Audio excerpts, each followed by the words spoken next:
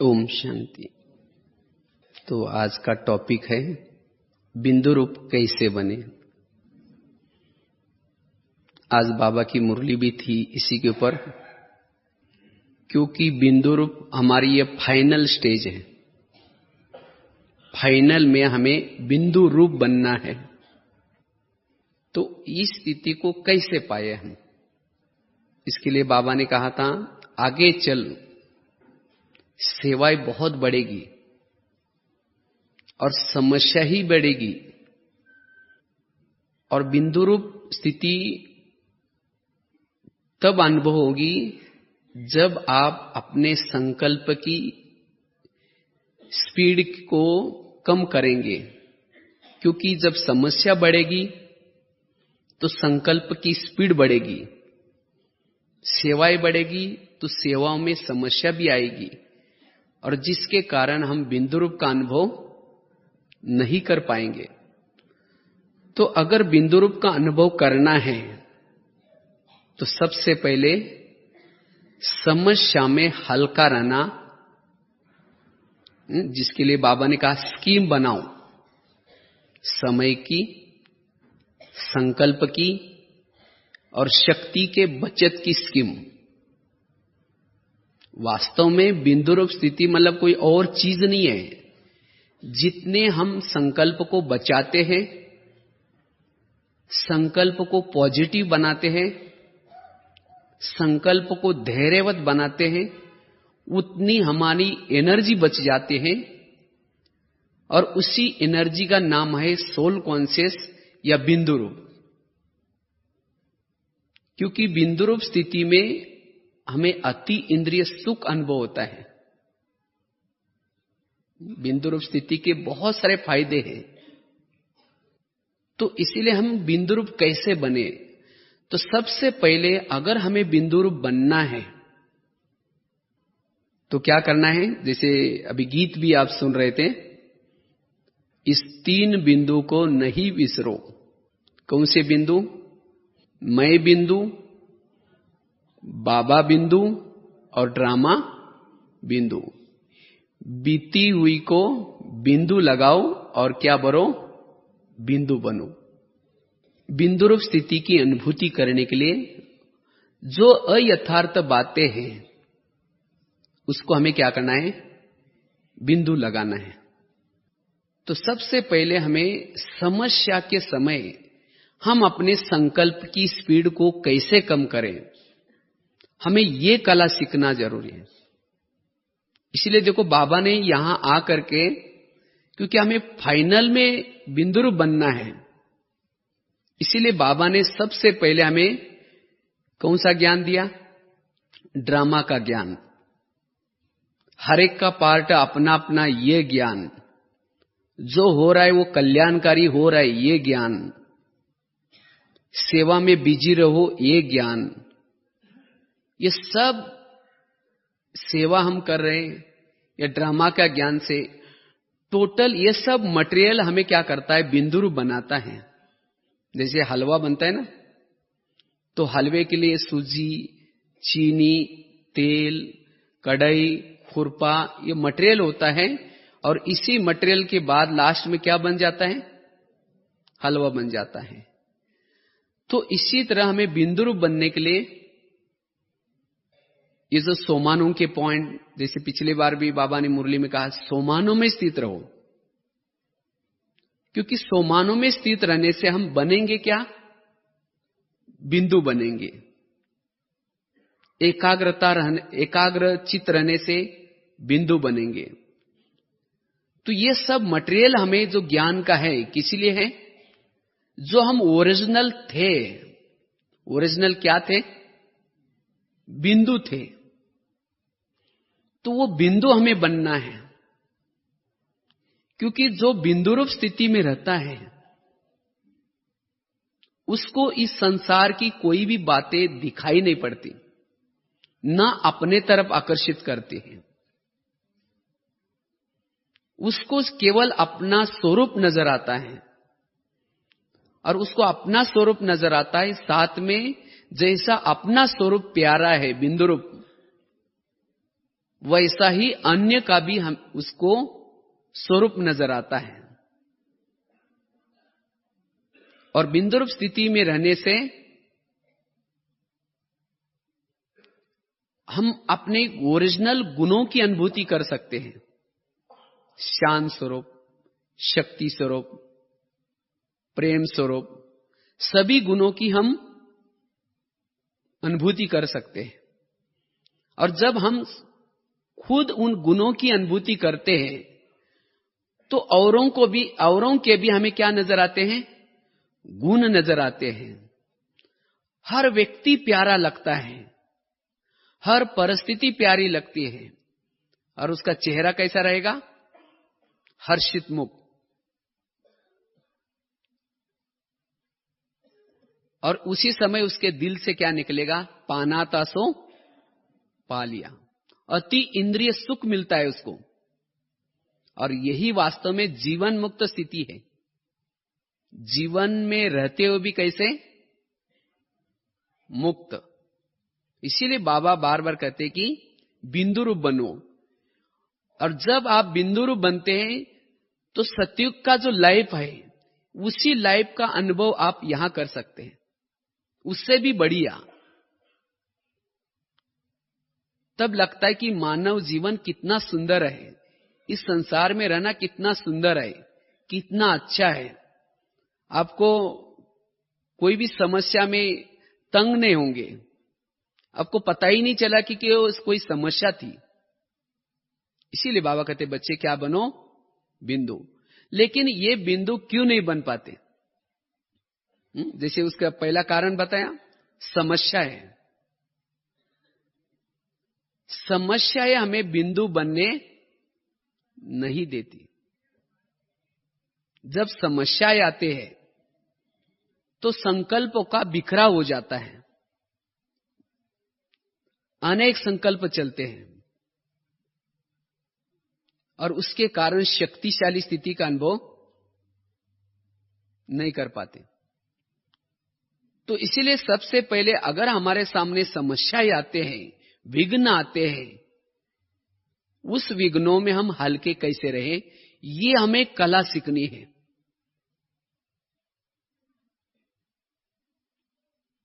तो इस कला को सीखने के लिए हमें सबसे पहली जो बात पक्की करनी है, हमारे जीवन की जो भी समस्या है उस समस्या में को पॉजिटिव रूप में लेना है। जितना पॉजिटिव रूप में लेंगे वो समस्या आपको कैसी लगेगी? हल्की लगेगी। इसीलिए बाबा गीता का भी सार क्या है? जो हुआ अच्छा हुआ, जो हो रहा है वो अच्छा हो रहा है। वास्तव में हमारे ज्ञान का भी टोटल सार यही है। हमारे जीवन की हर घटना कल्याणकारी है। जो बीत गया वो भी कल्याणकारी था, जो बीत रहा है वो भी कल्याणकारी है, जो आने वाले समय में जो होगा वो भी कल्याणकारी। जिसको बाबा कहते बीती को बिंदी। और जब ऐसे हम बीती को बिंदी लगाना सीखते तब हमारी स्थिति कैसी रहेगी? बिंदु रूप स्थिति। क्योंकि जब हम उन समस्या का चिंतन करते हैं, उन बातों का चिंतन करते हैं, उन परिस्थितियों का चिंतन करते हैं, तो ज्ञान का चिंतन, सोमानों का चिंतन, आत्मचिंतन, परमात्मा चिंतन नहीं कर सकते। क्योंकि योग लगाने के लिए हमें अंतर्मुखी बनना पड़ता है, मन से पॉजिटिव सोचना पड़ता है। अगर हमारा मन निगेटिव सोच रहा है तो फिर निगेटिव सोचने से मन क्या होता है? भारी होता है। और भारी मन परमधाम में उड़ नहीं सकता, याद रखना है। जैसे मन होता है ना, एक तो लोहे का भी मन होता है, देखा ना, जिसे तोला जाता है। अगर उसी मन को आप ऊपर फेंको तो कहां जाएगा? जाएगा ऊपर। भारी मन नीचे आता है। इसी तरह आप अपने मन को कोई बीती हुई बातों का या समस्या का चिंतन करके मन को जब मन बनाते हैं, मन को जब भारी बनाते हैं, भारी मन परमधाम में नहीं जा सकता। तो फिर बिंदु रूप स्थिति की अनुभूति कैसे करेंगे? इसीलिए हमें क्या करना है? मन को हल्का रखना है, मन को भारी नहीं करना है। इसीलिए बाबा ने कहा कि समस्या के समय संकल्प की क्या करो? स्पीड को कम करो, और उसी समय हमें क्या करना है? ये ज्ञान यूज करना है। बिंदु रूप स्थिति बनाना मतलब कि वो लाल लाइट हो गई, गीत चालू हो गया, मैं बिंदु रूप करेंगे तो बिंदु रूप स्थिति नहीं बनेगी। बिंदु रूप स्थिति बनाने के लिए सारा दिन आपने क्या सोचा है, आपके मन ने क्या सोचा है, आपके मन की स्पीड कैसी थी, उसके ऊपर निर्भर है। अगर सारा दिन आप बहुत निगेटिव सोचा है, फास्ट सोचा है, तो उसी समय आप उड़ भी नहीं सकते और बिंदु रूप स्थिति की अनुभूति भी नहीं कर पाते। इसीलिए बिंदु रूप स्थिति की अनुभूति करने के लिए क्या करना है? समस्या में हल्के रहना है। तो हम बीती को बिंदी कैसे लगाएं? देखो, आपके जीवन की हर घटना में क्या है? कल्याण हुआ ना। अगर आपके जीवन में कोई परेशानी नहीं होती, तो परेशानी नहीं होती तो हम तो यहां आते। या अभी भी जो कुछ परेशानी है या परिस्थिति है या परीक्षाएं है, वास्तव में परीक्षाएं व्यक्ति का विवेक को जागृत बनाते हैं। इसीलिए परीक्षा से घबराना नहीं है। और जितना जिसको परीक्षाएं ज्यादा आते हैं, उतना वो व्यक्ति उपराम हो जाता है। कहते हैं एक माताजी भगवान के पास जाती है और भगवान को कहते हैं, भगवान मेरे जीवन में बहुत दुख का पार्ट है, मैं बहुत दुखी हूं। भगवान कहते हैं, ठीक है, तुम्हें ज्यादा दुख है ना, तुम अपने दुखों की सभी बातें क्या करना, एक चिटके पे लिखना, और उसी चिटके को क्या करना, एक गठरी में बांधना। वो सभी बातों को लिख करके गठरी में डालना, और उसी गठरी को गांव के बाहर एक वड़ का पेड़ है, उसी वड़ के पेड़ को तुम्हारे दुखों की गठरी टांग के आना। तुम्हारा ज्यादा है, मैंने पार्सलिटी की तुम्हारे साथ, तो इसीलिए तुम्हारा क्या करना, वहां टांग के आना। और उसी पेड़ों को बहुत सारे और भी दुखों की गठरियां बांधी है, तुम्हें जो भी उसमें से हल्की है लगे, जो भी पसंद आए, एक लेके आना। लेकिन लाना पड़ेगा, क्योंकि हर एक के जीवन में दुख जरूरी है। तो माताजी बड़ी खुश होगी, अच्छा है, मेरा क्या हो जाएगा, थोड़ा सा कम हो जाएगा। तो अपने दुखों की सभी बातें चिट्ठी पर लिखती है।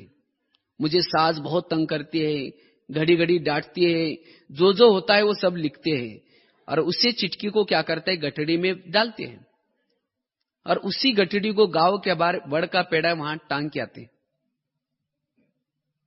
लेकिन जब दूसरे का लाने के लिए सोचते हैं, तो उसको लगता है मेरी सास मुझे तंग करती थी, यही मेरा दुख था, और तो पति भी मेरा अच्छा है, घर भी इतना अच्छा है, बच्चे भी अच्छे हैं, सब कुछ ठीक है। अगर मैं दूसरे की गठड़ी लेके जाऊं, हो सकता है उसका पति शराबी होगा, हो सकता है उसके घर में गरीबी होगी, हो सकता है उसको पड़ोसी तंग करने वाले होंगे। इसीलिए फिर ठीक है, मेरी गठड़ी ठीक है, अपनी क्या करते, उतार करके लेके आते। तो वास्तव में हर एक के जीवन में जो दुख का पार्ट दिया हुआ है, किसी लिए दिया है? दुख का पार्ट उस व्यक्ति का कल्याण करने के लिए दिया है। अगर हमारे जीवन में दुख का पार्ट नहीं होता, तो हमारा कल्याण कभी नहीं होता। क्योंकि जब भक्ति हम कब करते हैं, जब दुखी बनते हैं, इसीलिए भक्ति करते हैं। और जब भक्ति करते हैं, तो भक्ति का फल क्या मिलता है, ज्ञान मिलता है। और जब ज्ञान मिलता है, तो हम सत्युग में जाते हैं। तो क्या उस दुखों से हमारा का अकल्याण हुआ? तो इसीलिए हमारे जीवन के दुखों का बड़ा धन्यवाद, जिन्होंने हमें बाबा मिलाया, जिन्होंने सत्युग की बादशाही दी। तो फिर उस दुखों में हमें क्या करना है?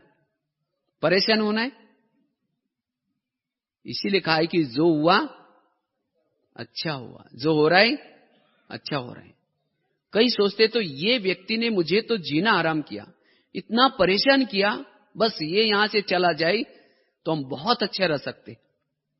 लेकिन उसके बजाय पॉजिटिव सोचना है, ये व्यक्ति मुझे तंग तंग करके मुझे तो कर्मातीत ही बना करके छोड़ेगा। बस पॉजिटिव सोचो। निगेटिव बातों को क्या बनाना है? पॉजिटिव। जो व्यक्ति आपको तंग कर रहा है, परेशान कर रहा है, अगर वो परेशान नहीं करता, तंग नहीं करता, तो आपकी बुद्धि किसके साथ लगती फिर? अगर कोई माता जी है, उसका अपना पति बहुत प्यार करता, बहुत स्नेह करता, तो उसका योग किसे लगता फिर? मेरा पति बहुत अच्छा है, कभी तंग नहीं करता, तो उसको बाबा याद आता। इसीलिए कहा है कि जीवन की हर घटना में क्या है? कल्याण है। इसीलिए हमें समस्या में संकल्प की रफ्तार करने के बजाय क्या करना है? समस्या के समय संकल्प कम चलाना है। और जितना हम संकल्प की बचत करेंगे, उतना हम क्या बनेंगे फिर? बिंदु रूप बनेंगे। वास्तव में समस्या ही मनुष्य को क्या बनाते हैं? महान बनाते हैं। समस्या ही व्यक्ति को शक्तिशाली बनाते हैं। तो इसलिए बिंदु रूप बनने के लिए हमें क्या करना है? इस समस्या में हल्के रहना है। और जो हल्का रहता है उसको कहा जाता है फरिश्ता। वही आत्म स्थिति में स्थित रह सकता है। आज रामायण, महाभारत, इसमें जो भी कुछ कथा कहानी है, वो कथा कहानी भी हमें यही सिखाते हैं कि जीवन की हर घटना में क्या है? कल्याण है। देखो, रामायण में दिखाते राम राज्य पर बैठने वाला था, अयोध्या का राजा बनने वाला था। सभी प्रजा में भी बहुत उमंग आ गया, राम राजा बनने वाला है। चारों तरफ अयोध्या को अच्छी तरह सजाया, और सजा करके रात के समय क्या हुआ? मंत्रा ने आकर के कैकेयी के कान में 2-4 बातें उल्टे सुल्टे डाल दी, और उसने वो सुन करके निर्णय गलत लिया। क्या किया? राम राज्य पर बैठने के बजाय राम को कहां भेजने का निर्णय किया? वनवा में। अगर कोई ये रामायण देखता है तो मंत्रा का पाठ देख करके कितना निगेटिव सोचे, देखो कितना उसने क्या क्या गलत किया। अगर वास्तव में देखा जाए मंत्रा ये काम नहीं करती तो राम वनवा में, अगर मंत्रा ये नहीं करते तो राम वनवा में नहीं जाता, और जब वहां राम वनवा में नहीं जाता तो रावण को नहीं मारता, और राम की महिमा नहीं होती। राम की महिमा किसके कारण है? मंत्रा के कारण है।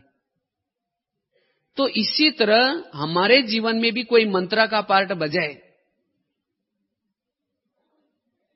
मेरे घर में कोई इधर की बातें उधर करके मेरा घर तोड़े, या मेरे घर में कोई समस्या पैदा करे,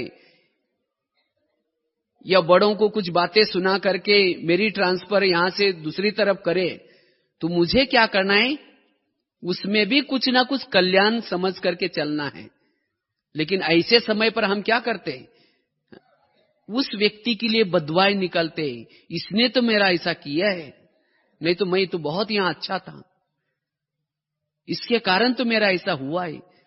लेकिन वास्तव में आपके जीवन में हर घटना में कुछ ना कुछ जरूर कल्याण होगा। अगर आप वहां से ट्रांसफर होंगे, हो सकता है आपको ज्ञान मिला होगा, हो सकता और भी कुछ कल्याण होगा। तो इसी तरह हमें क्या करना है? जीवन की हर घटना में जो कुछ घटनाएं होती है उसको क्या करना है? पॉजिटिव लेकर के अपने संकल्प को बचाना है।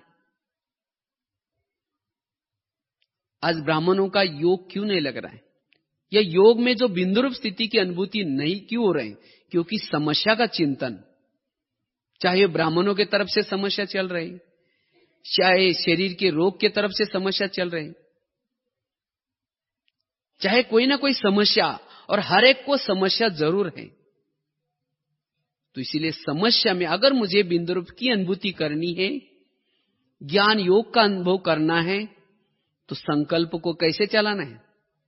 संकल्प की स्पीड को कम करना है। क्योंकि जब तक आपका मन स्थिर नहीं होगा, जब तक आपका मन कम नहीं सोचेगा, तब तक आप शक्तिशाली नहीं बन सकते, तब तक आप आत्मदर्शन नहीं कर सकते। जैसे पानी शांत होता है, तो शांत पानी में आप अपना चेहरा देख सकते हैं अच्छी तरह। अगर पानी में पत्थर डालो तो क्या हो जाएगा? चेहरा दिखाई पड़ेगा, हिलेगा वो पानी। इसी तरह अगर आपके मन में हलचल है, तो आप स्पष्ट रूप में आत्मदर्शन नहीं कर सकते। इसीलिए सारा दिन कोई व्यक्ति आकर के माया क्या करते हैं? रोज पत्थर डालने की कोशिश करते हैं। वो किसी का रूप धारण करेंगे, चाहे ब्राह्मणों का रूप धारण करेंगे, चाहे कोई पति का रूप धारण करेंगे, और आपके मन में पत्थर डालने का प्रयास करेंगे। लेकिन आपको क्या करना है? मन किसका है? आपका या दूसरे का है? हा? अपना मन है। तो इसीलिए मन को क्या करना है? समझाना है, मन तुम्हें कुछ नहीं सोचना। वो चाहे कितना भी पत्थर डाले, आप चुप बैठो। और जब आपका मन सोचेगा ही नहीं, मन शांत रहेगा, तब जाकर के आप शाम को जब योग लगाएंगे, उस योग में आप अपने सोमानों के अभ्यास में स्थित रह सकते हैं। उस समय ज्ञान का चिंतन कर सकते हैं, शिव बाबा का गुणगान कर सकते हैं, ज्ञान का मनन चिंतन कर सकते हैं।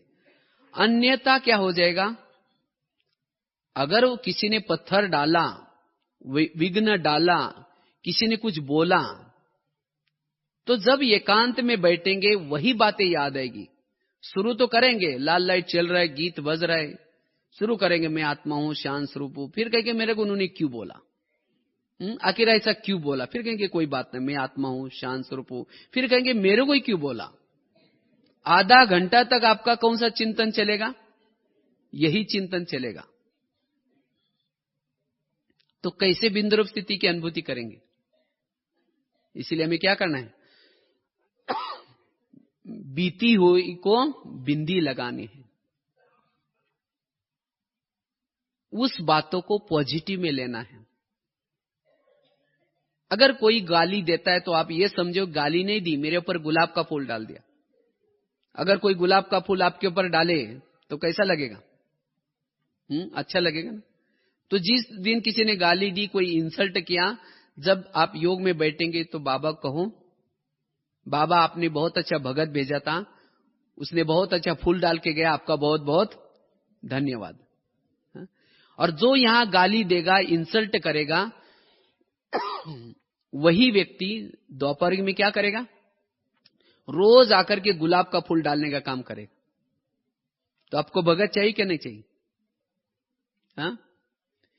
इसीलिए हर बातों को सारा दिन क्या करना है? पॉजिटिव लेने का प्रयास करना है। और जब पॉजिटिव लेने का प्रयास करेंगे तो आपका मन क्या करेगा? सोचेगा नहीं। आपका मन क्या करेगा? बीती हुई को बिंदु लगा देगा। अब तब जाकर के आप यथार्थ योग कर सकेंगे। बाबा ने कहा ना, योग भी हमें कैसे करना है? यथार्थ। नहीं तो ऐसा नहीं कि लाल लाइट चल रहा है, गीत बज रहा है तो हमारा योग ही चल रहा है। मन कहीं और है, बुद्धि कहीं और है, तो वो योग नहीं है, वो है विरत चिंतन। और जब मन और कहीं और बुद्धि कहीं और है, उस समय आपके आत्मा में बाबा की पावर नहीं आती। और जब पावर नहीं आती तो आत्मा की बैटरी चार्ज नहीं होती।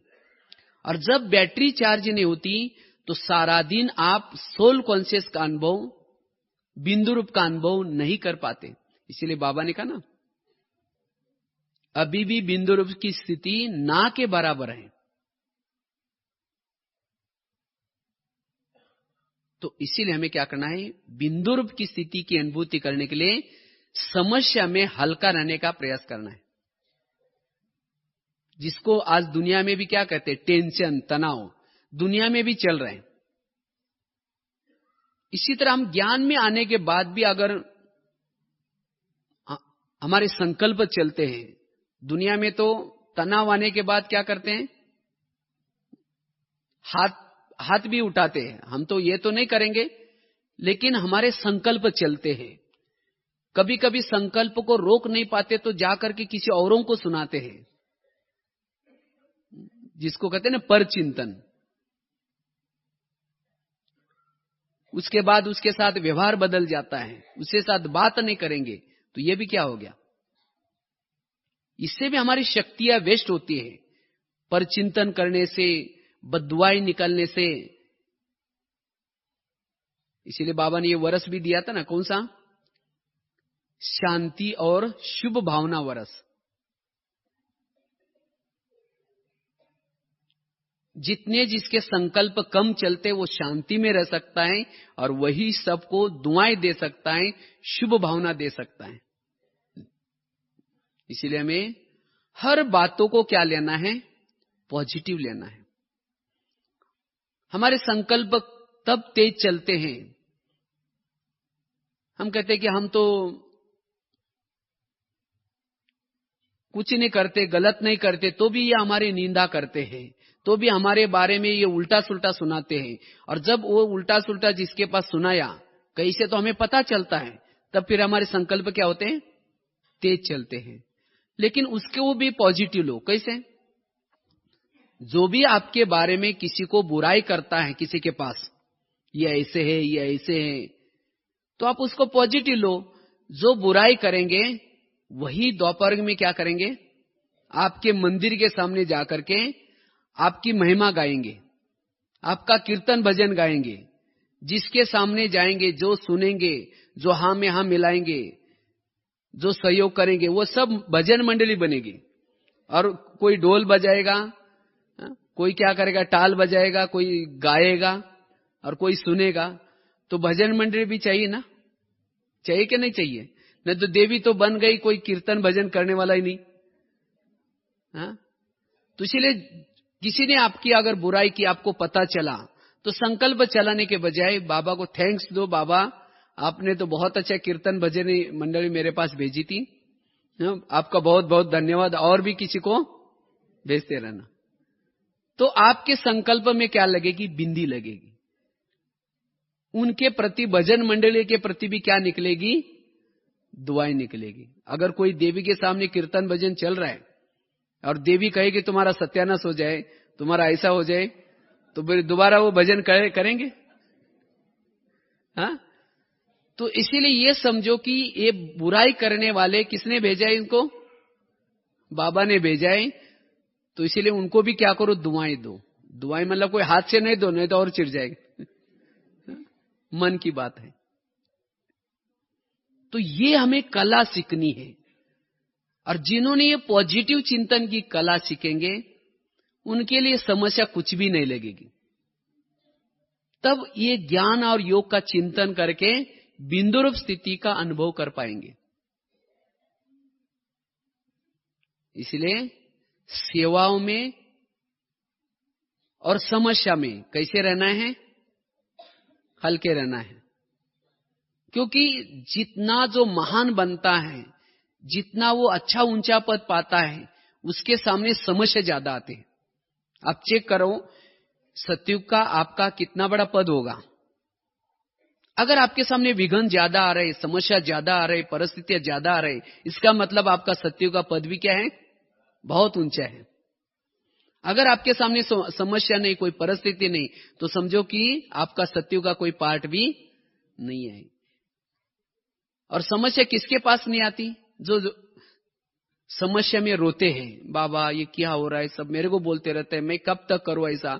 जब रोना शुरू करते हैं तो बाबा क्या करता है, समस्या को कम करता है। फिर बाबा को लगता है इसको पद ऊंचा नहीं चाहिए, जैसा कोई बच्चा क्या करता है, परीक्षा के समय रोता है, मम्मी मुझे टीचर मारता है, मुझे नहीं स्कूल में जाना, तो मम्मी क्या करेंगे, कोई बात नहीं बेटा छोड़ दो।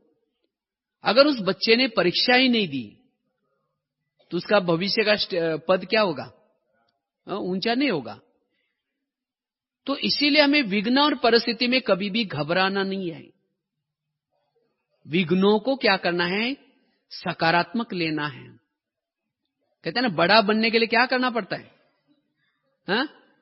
सहन करना पड़ता है। हम कई बार एक दही बड़े का एग्जाम्पल देते हैं, माना समस्या में कैसे हल के रहना है। अगर इस दही बड़े का एग्जाम्पल आप याद रखेंगे तो भी आप बीती को बिंदी लगा सकते हैं, समस्या में भी हल्के रह सकते हैं। देखो दही बड़ा कैसे बनता है, बड़ा सभी माताएं जानते हैं ना कैसा बनता है। वो बहुत दही बड़ा बनते समय वो बहुत सहन करता है। कैसे बनता है, आपको उसकी विधि सुनाते हैं। रात को उड़द की दाल को क्या करते हैं, पानी में भिगोते हैं। सवेरे पानी से निकाल करके क्या करते हैं, उसको मिक्सी में डालते हैं। तो मिक्सी में डालने के बाद क्या होता है, वो उसको पीसा जाता है। तो पीसते समय क्या हुआ, उस दाल ने क्या किया, सहन किया, तब जाकर के उसका आटा बन जाता है। उसके बाद मिक्सी से निकाल करके एक प्लेट में रख करके थाल में लेकर के आटे को फेंटते हैं। कब तक फेंटते हैं, उसको क्या करते हैं, एक ग्लास लेते हैं और ग्लास के अंदर थोड़ा सा आटा डालते हैं। अगर आटा सीधा ही डूब जाता है उसका बड़ा सख्त बनेगा, मुलायम नहीं बनेगा, सॉफ्ट नहीं बनेगा, इसीलिए और उसको फेंटते हैं। तब तक टेस्ट करते हैं, जब डालने के बाद तुरंत वो तैरना चाहिए, तब तक उसको क्या करते हैं, फेंटते हैं। उसके बाद क्या करते हैं, उसको ले करके आजकल वो मेंदू वड़े की मशीन आती है, उस मशीन में डाल करके या हाथ से क्या करते हैं, गरम तेल में उसको तलते हैं। तो क्या किया, पिसा सहन किया उस दाल ने, फेंटा तो भी सहन किया, गरम तेल को भी सहन किया। फिर जब करारा बन जाता है, लाल बन जाता है, उस समय उस वड़े को निकाल करके क्या करते हैं, पानी में डालते हैं। तो पानी से निकाल करके फिर दोनों हाथों से दबा करके क्या करता है, उसका पानी निचोड़ देते हैं। तो दबाते समय भी क्या किया, सहन किया। अगर टूट जाता है तो उसको फिर मेहमानों को नहीं खिलाएंगे। जो साबुत रहता है दबाने के बाद उसको फिर क्या करते हैं, प्लेट में रखते हैं। फिर दही डालते हैं, ऊपर से क्या करते हैं, इमली की चटनी डालते हैं। उसके ऊपर क्या करते हैं, और इमली की चटनी में भी काला नमक, सफेद नमक, चीनी का बूरा, और उसके ऊपर क्या करेंगे, फिर लाल मिर्ची डालेंगे। उसके ऊपर भुना हुआ जीरा भी डालेंगे, फिर उसके बाद हरा धनिया भी डालेंगे। तब क्या बना, वो दही बड़ा बन गया। फिर खाने वाला लगेगा, उसको लगेगा आज तो मजा आ गई खाने में। उसको कब मजा आई, जब उस बड़े ने सहन किया, तब जाकर के वो खाने वालों को मजा आई। इसी तरह आपके जीवन से भी औरों को मजा तब आएगी, कब, जब आप हर परिस्थिति में आप सहन करेंगे, तब जाकर के आपके जीवन से औरों को मजे आएंगी। तो इसीलिए हमें भी लोग क्या करेंगे, बड़ा बनने के लिए कोई पीसते भी रहेंगे, कोई फेंटते भी रहेंगे। कब तक फेंटते रहेंगे, कई बोलते हैं ना, मुझे ये कब तक समस्या आती रहेंगी। आटे को कब तक फेंटा गया, जब तक पानी के ऊपर नहीं आया तब तक फेंटा गया। इसी तरह हमें भी तब तक फेंटे जाएंगे, समस्या आती रहेंगी, जब तक ऊपर नहीं जाएंगे तब तक। तो इसलिए क्या करना है, जो भी बातें आएंगी समझो कि हम बड़े बनने जा रहे हैं, इसीलिए उस बातों को बिंदी लगाना है। उसके बाद गर्म बातें भी आएंगी, कोई फुलाना शुरू करेंगे, महिमा भी करेंगे आपकी। वही महिमा करने वाले लोग दबाना भी शुरू करेंगे कुछ दिनों के बाद, कुछ दिन के बाद वही परेशान करेंगे। फिर हमारा दिल टूट जाता है, ये क्या हो रहा है, इन्हीं बच्चों को मैंने पढ़ाया था, इन्हीं बच्चों को मैंने सिखाया था, अभी देखो कितनी मुझे तंग कर रहे हैं। तो रोना शुरू करते हैं, तो बड़े टूट गए। तो इसीलिए टूटना उसी समय भी नहीं है। अगर उसमें भी साबुत रह गए तो फिर नमक मिर्ची लगाना शुरू करेंगे। आपके बातों को उल्टी सुल्टी सुना करके बड़ों को आपका नाम खराब करेंगे, लेकिन उसको भी क्या करना है, सहन करना है। सत्य है तो घबराने की कोई जरूरत नहीं। और तब जाकर के आप क्या बन सकते हैं, बड़े बन सकते हैं। तब जाकर के आपकी वो अवस्था बिंदुरूप स्थिति की आप स्थिति बना सकते हैं। क्योंकि सत्यता वाला कभी घबराता नहीं है, तो संकल्प चलाने की कोई जरूरत नहीं है। इसीलिए हमें क्या करना है, अपने विघ्नों में हल्के रहना है। नहीं तो हम योग तो लगाना चाहते हैं, बिंदुरूप स्थिति की अनुभूति करना चाहते हैं, लेकिन सारा दिन जब विघ्न आते हैं, बातें आते हैं, उसमें क्या होते हैं, उसमें संकल्प चलाते हैं।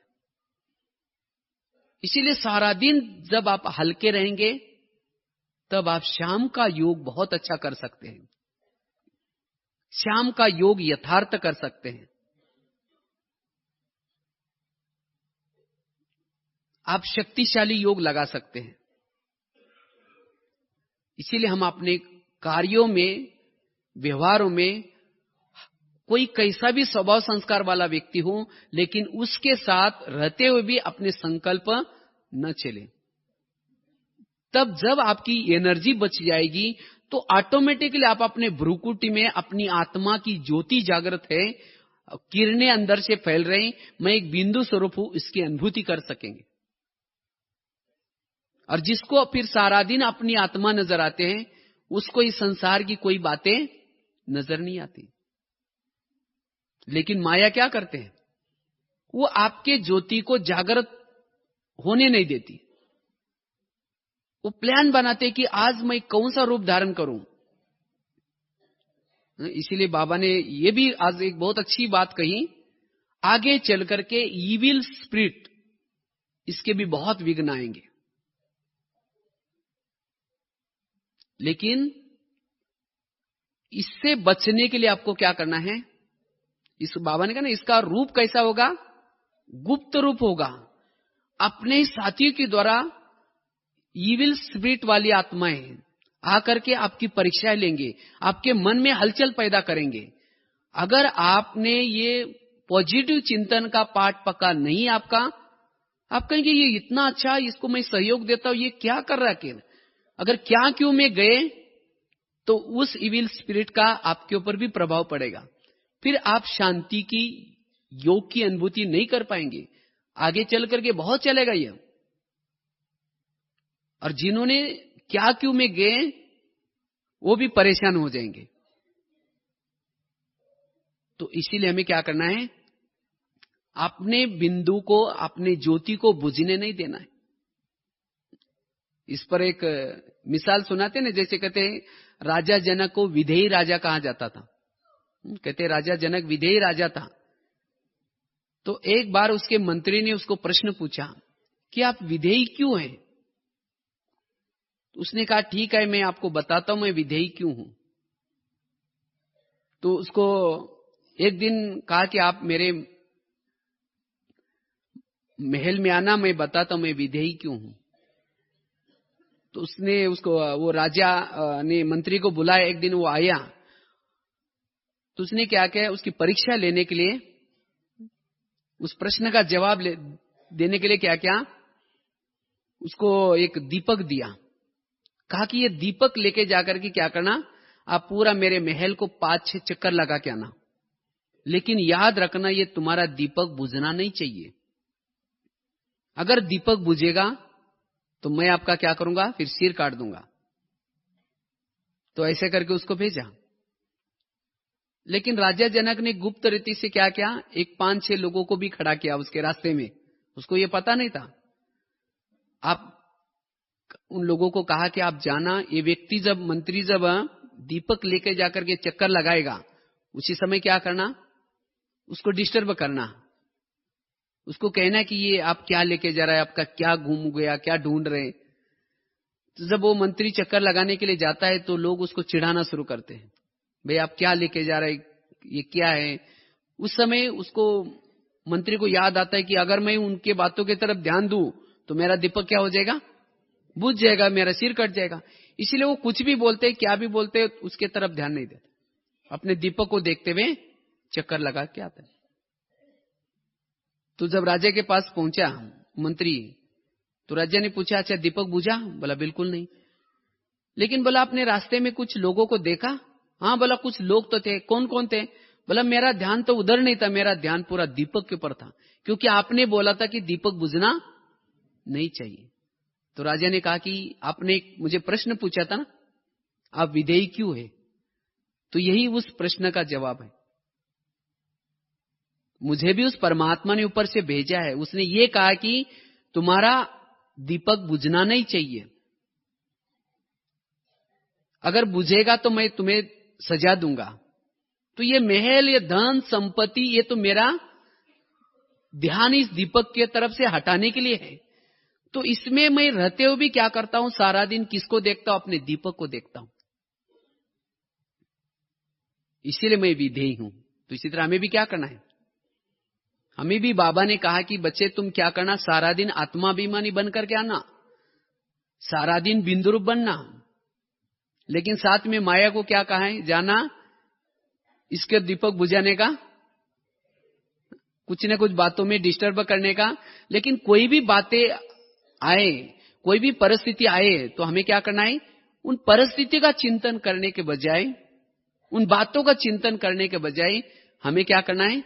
अपनी आत्मा को देखना है, अपने दीपक को देखते चलना है। तब जाकर के आप शाम को समय वो बिंदुरूप स्थिति की अनुभूति कर पाएंगे, वो शक्तिशाली स्थिति की अनुभूति कर पाएंगे। और जब एक बार ये ज्योति जागृत हो गई, आत्मा की स्थिति अनुभूति हो गई, उस समय आप एकाग्रता का अनुभव कर पाएंगे।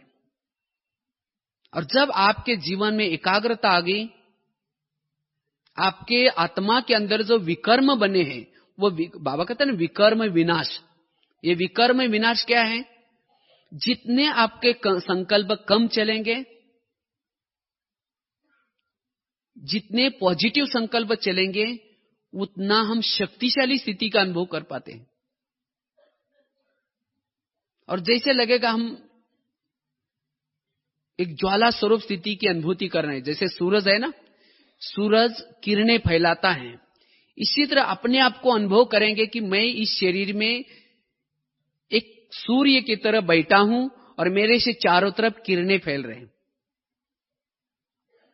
और इस स्थिति से शरीर के इंद्रियों में शीतलता आएगी, अंग अंग शीतल बन जाएगा, और बिंदुरूप स्थिति से वाइब्रेशंस फैलता जाएगा। ये बहुत बड़ी सेवा है। और जब बिंदुरूप स्थिति बनेगी, तो जैसे कहा ना, एक तो दूसरे की बुराई हमें नजर नहीं आएंगे, लेकिन आप सबको गुणवान नजर आएंगे। इसीलिए हमें क्या करना है? ये स्थिति को प्राप्त करना है। लेकिन इसके लिए जैसे बताया ना, ये क्यों नहीं चलती, क्यों नहीं स्थिति रहती? क्योंकि सारा दिन के समस्याएं, सारा दिन के विघ्न, इस विघ्नों में पहले हमें क्या करना है? हल्के रहना है। इसीलिए बाबा ने ये भी कहा ना, आज भी कहा, 3 प्रकार की सर्टिफिकेट लो। कौन सा सर्टिफिकेट? एक तो सभी का सर्टिफिकेट, साथियों का सर्टिफिकेट लेने के लिए सबको क्या करना है? रिगार्ड, रिस्पेक्ट देना है। बाप से सर्टिफिकेट लेने के लिए सच्चाई और सफाई में रहना है। और स्वयं से सर्टिफिकेट लेने के लिए क्या करना है? श्रीमत पर चलना है। और तब हम क्लियर रह सकेंगे, वो बिंदुरूप स्थिति की अनुभूति कर पाएंगे। और सारा दिन हमारी वो अवस्था रहे, इसके लिए हमें अमृत वेला का योग पावरफुल करना है। जितना हम अमृत वेला का योग पावरफुल करते हैं, उतना सारा दिन हम बिंदुरूप स्थिति की अनुभूति या अंदर से सोल कॉन्शियस स्थिति की अनुभूति कर पाते।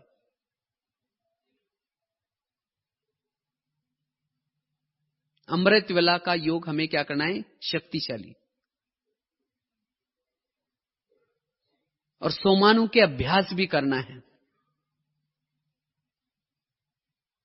सोमानु में रहने में भी एकाग्रता आते है। सोमान अर्थात हम ऐसे हैं या अपने लिए पॉजिटिव विचार देना, सोमानों का अभ्यास करने से हमारी आंतरिक शक्तियां जागृत होते हैं।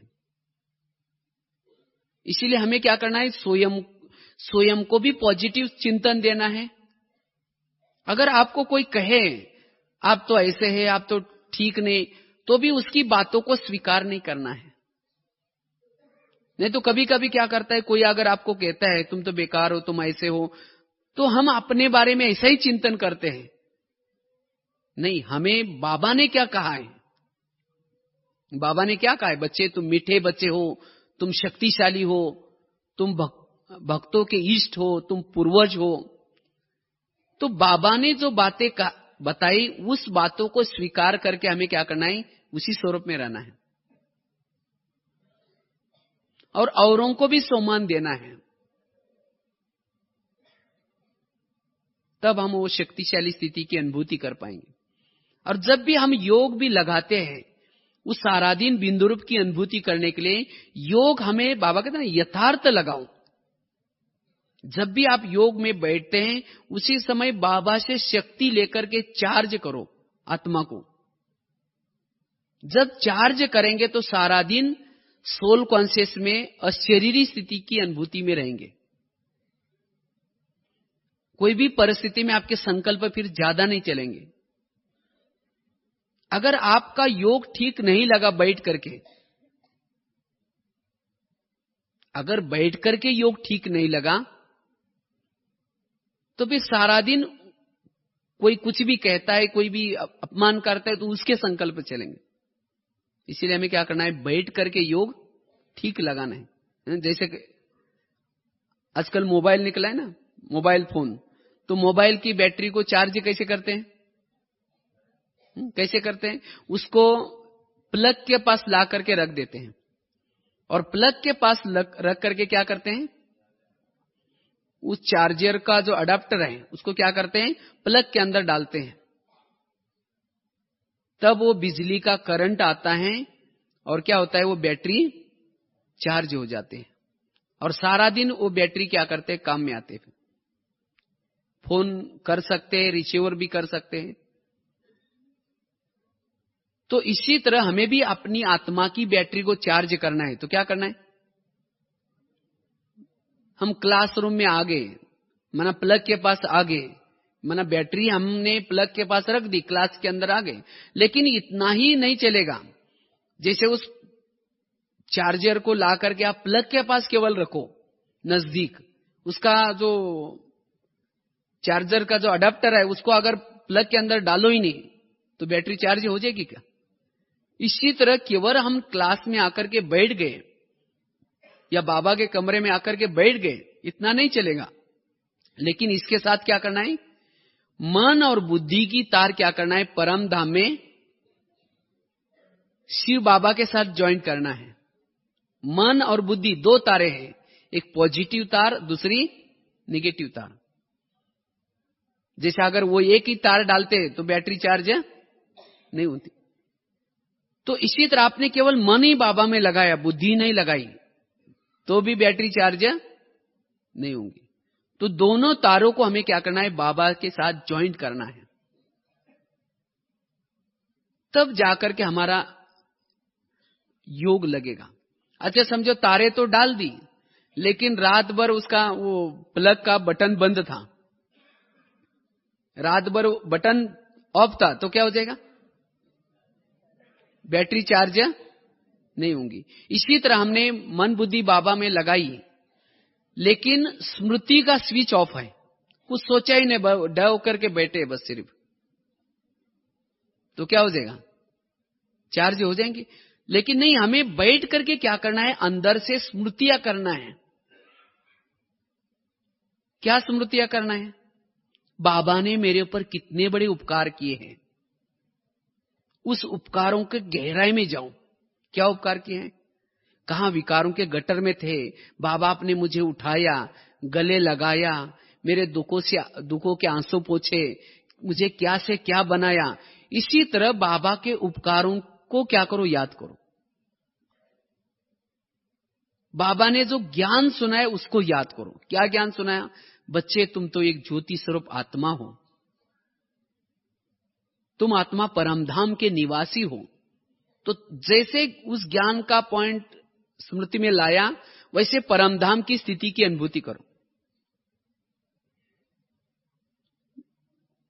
तुम शांत स्वरूप हो, तुम शक्तिशाली हो।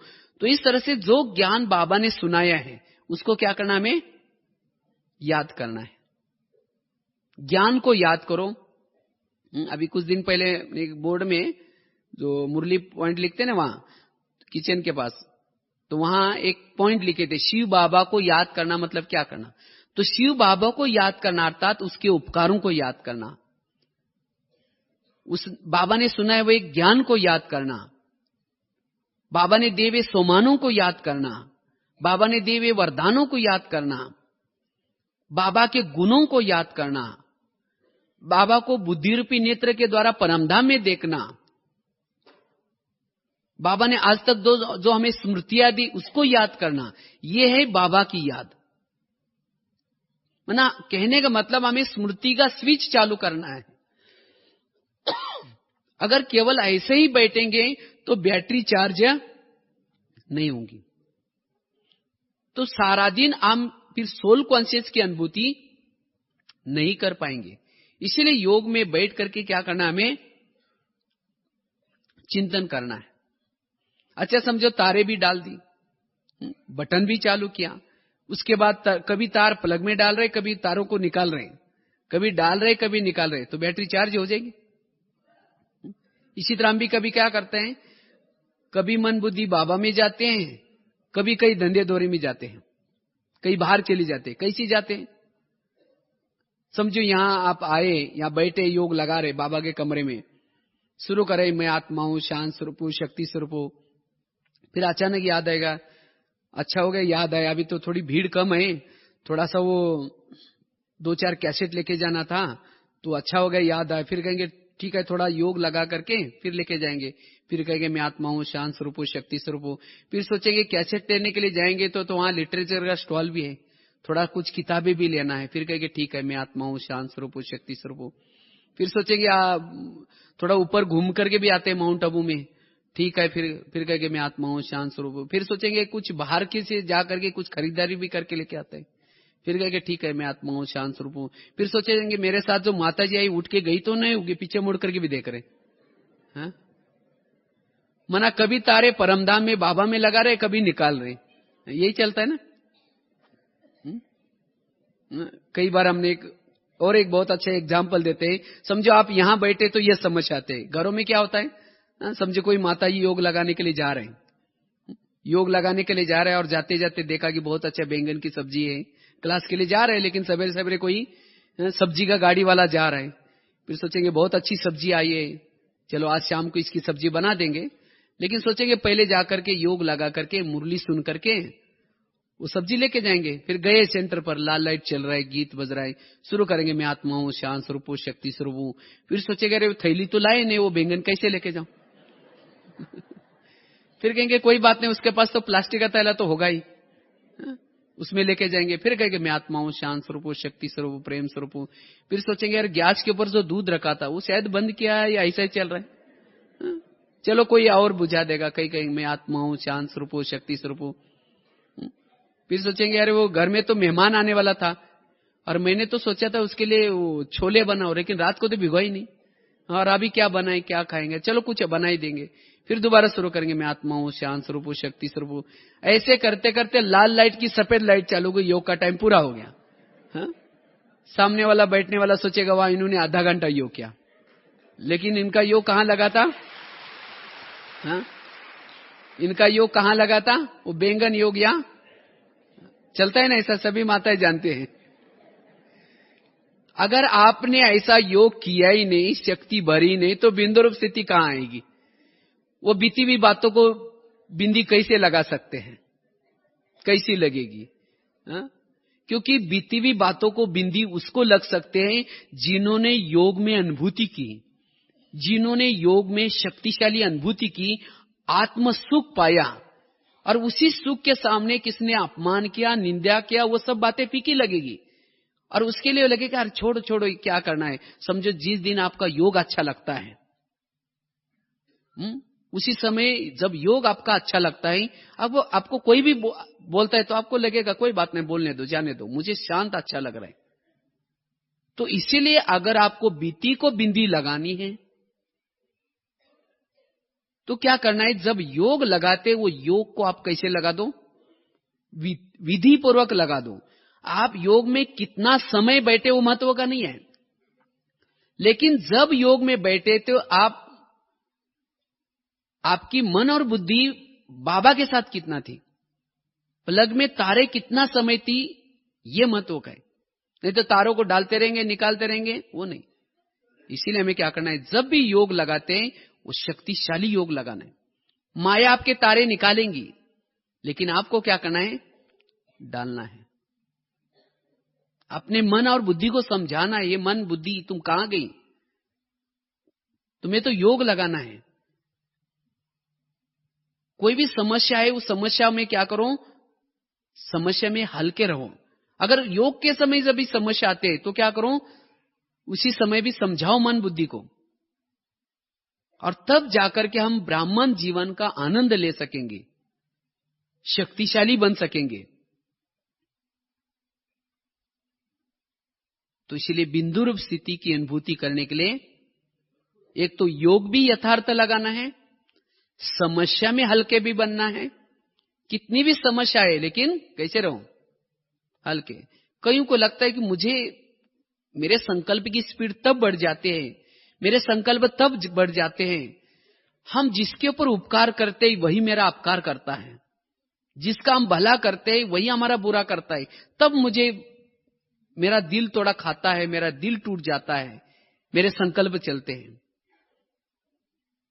याद रखना है, जिसका भला करेंगे वही आपका क्या करेगा, बुरा करेगा। ये संसार का नियम है। इसीलिए उसी समय भी हमें क्या करना है, अपने संकल्प की स्पीड को कम करना।